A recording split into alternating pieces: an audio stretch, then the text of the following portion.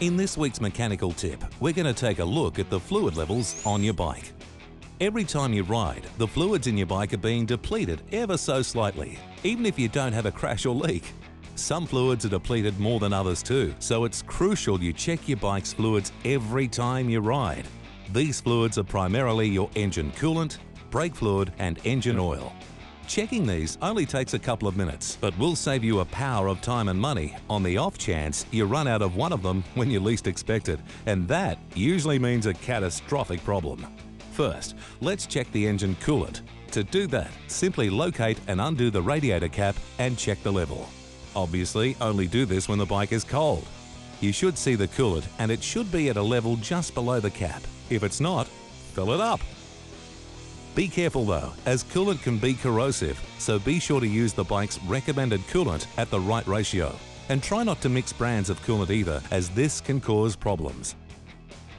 Then check the brake fluid. To do that, check the sight glass on the master cylinder.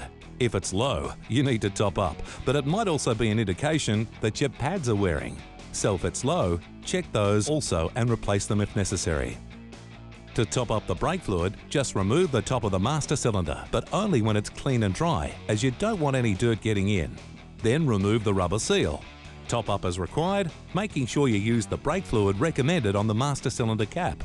Clean the seal and cap thoroughly and reinstall.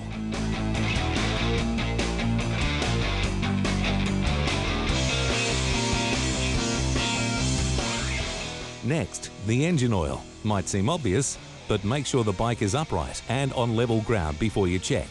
The molecular structure and viscosity of the oil changes with the temperature, and when cold, the oil might look low.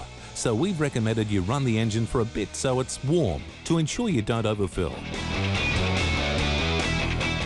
Now, every bike can have different methods of checking, but on this CR F250X, it's as simple as checking the dipstick. Fill it up if required.